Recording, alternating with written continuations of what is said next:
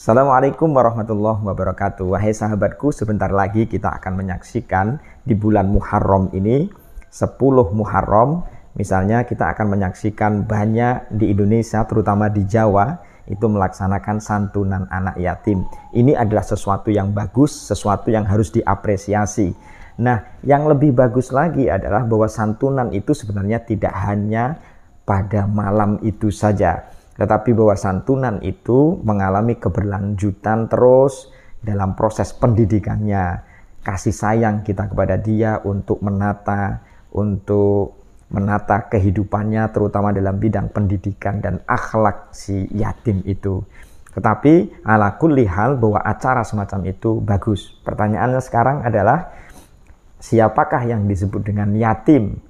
Dalam kitab Hasyatul Jamal misalnya dijelaskan bahwa wal yatimu sohirun la abalah. Yatim itu adalah anak kecil yang tidak memiliki bapak, bapaknya telah meninggal. Wa ingkana lahu ummun wajaddun. Walaupun dia ini masih punya ibu dan masih punya kakek, tapi bapaknya telah meninggal.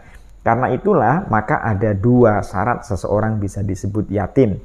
Yang pertama tadi adalah sohirun la abalah, bapaknya telah meninggal.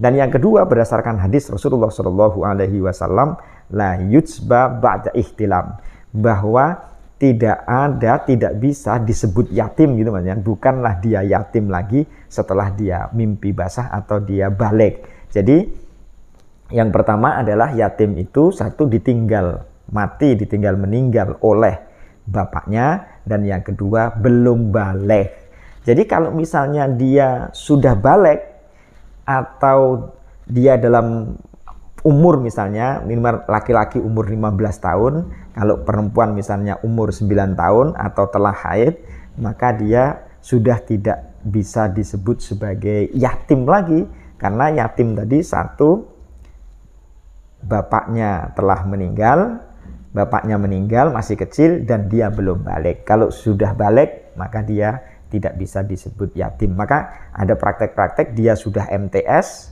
atau sudah SMP, sudah haid atau sudah mimpi basah atau sudah tumbuh tanda-tanda kedewasaan, baliknya misalnya tumbuh rambut di sekitar kemaluan, tapi masih menerima atas nama yatim. Nah, atas nama yatim berarti dia tidak bisa disebut yatim lagi.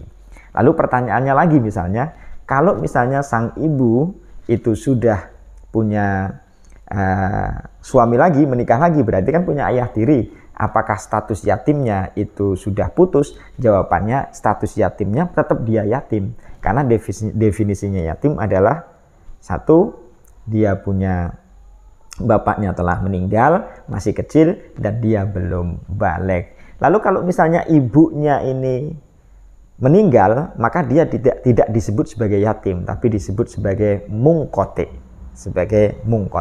Semoga ini bisa memahamkan. Assalamualaikum warahmatullahi wabarakatuh.